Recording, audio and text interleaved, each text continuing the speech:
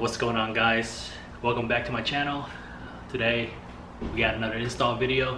So that's right, we're gonna install a new stereo for this car. So currently this car has the Japanese stock radio on there, so I'm gonna replace this with this Kenwood.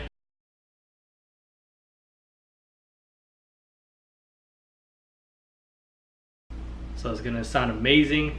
And I'm gonna be installing this Kenwood sub that I also picked up, so it's gonna be a really good little addition to it to make it sound a little bit better. But overall, I just want to upgrade the radio so that way I can drive and listen to music at the same time. So without further ado, let's go.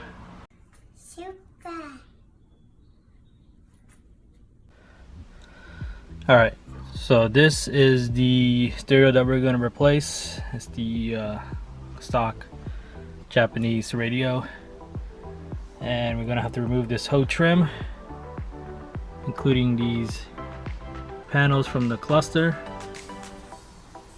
this shifter knob, and then this piece right here, trim, the shifter trim from it, and that will be able to get access to all this right here.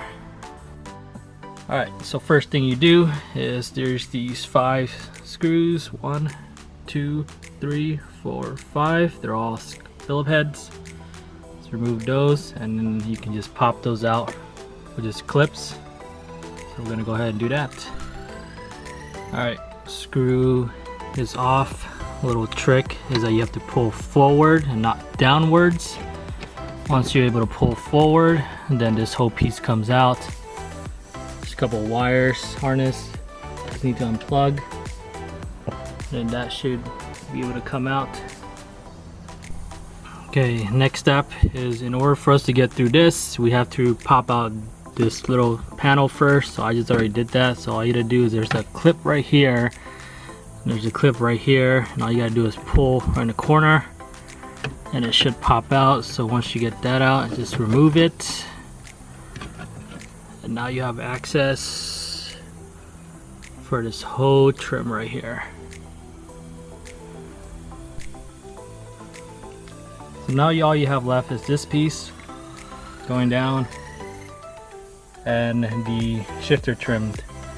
In order for us to remove this, there's a screw right here, right there. Remove that, and all the rest are just clips.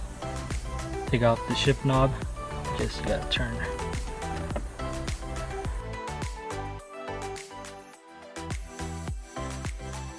Shift knob. So once you get that off, see, you're able to pop this panel up and then lift it upwards. Alright, so got this piece off.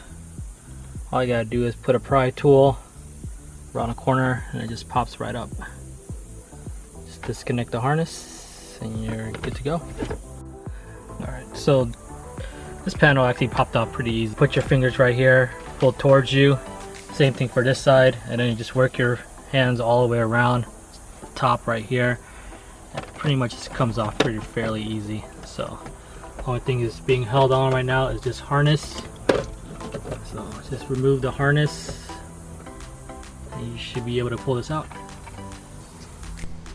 Alright, so with all the panels removed, all what's left is removing these screws. 3 screws to hold this whole unit in, and it should be able to slide out. Alright, so took out the radio. So here's the stock radio. And it came up with these top thing. It looks like ABS. Might be needed, but this looks like it's been held on to by these brackets on top, so I might have to reuse that. And then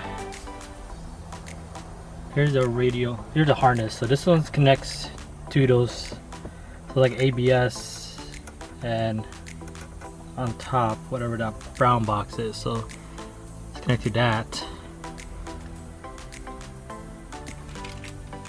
This is for your climate control, and then this was at the bottom of the stereo, so I'm assuming that these are the stereo wires to harness.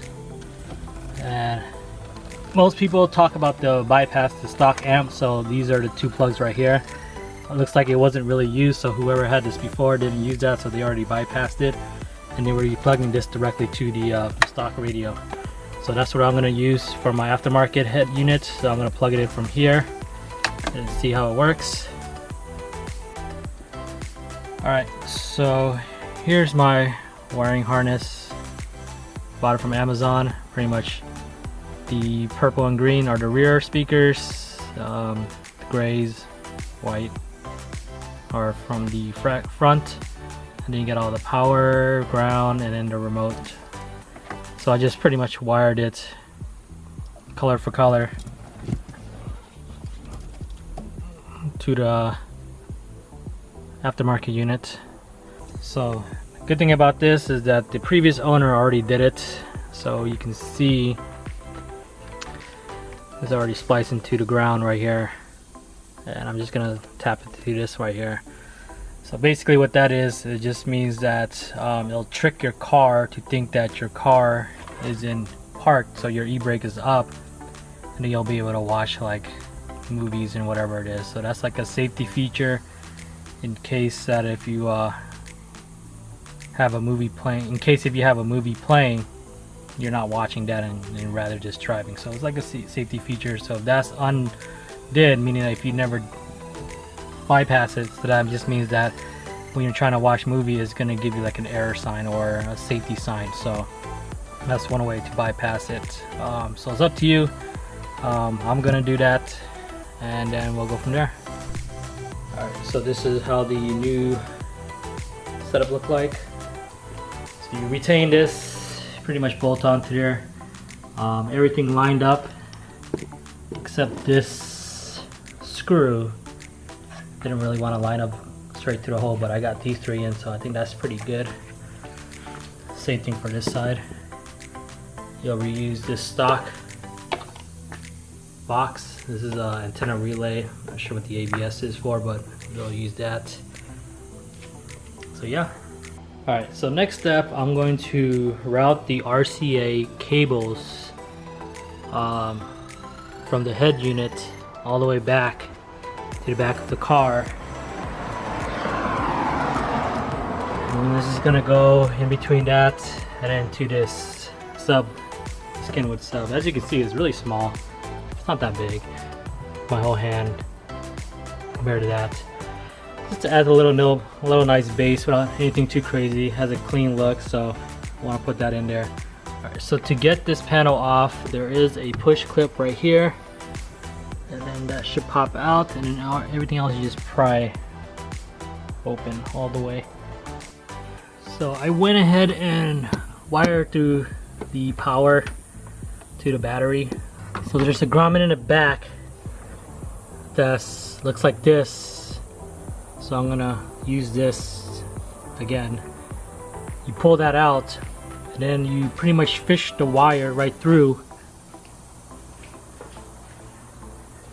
And if you use a coat hanger, you'll be able to fish the wire from here, and then it goes all the way through here. So the bad thing about the right-hand drive is that the battery's on this side, so it's taking up more wires than it needs to. So going through the driver's side, originally I was gonna have it put it right here, my sub and amp, but the wire is too short.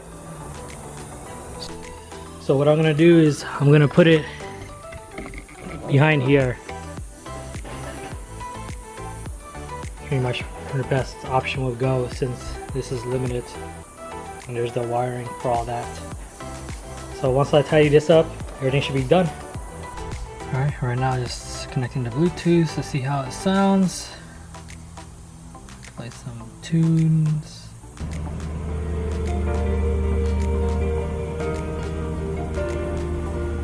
Ready. Stay with me.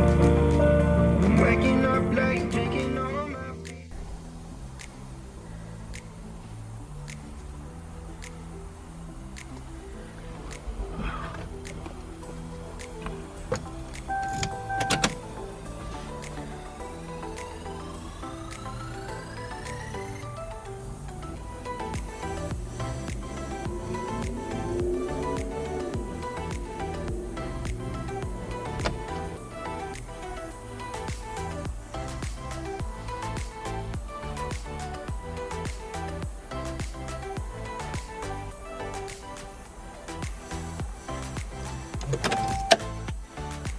Alright, so the stereo's in the Supra. Long day, it's in Arizona, so it's super hot, so sweating a lot.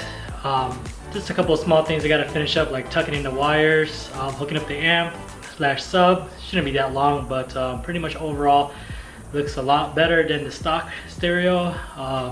Definitely now able to listen to music, so hopefully that video is very useful for you guys for when you want to install a stereo for your Supra. If you have any questions, feel free to send me a message, make a comment below. And until then, see you guys later. Peace.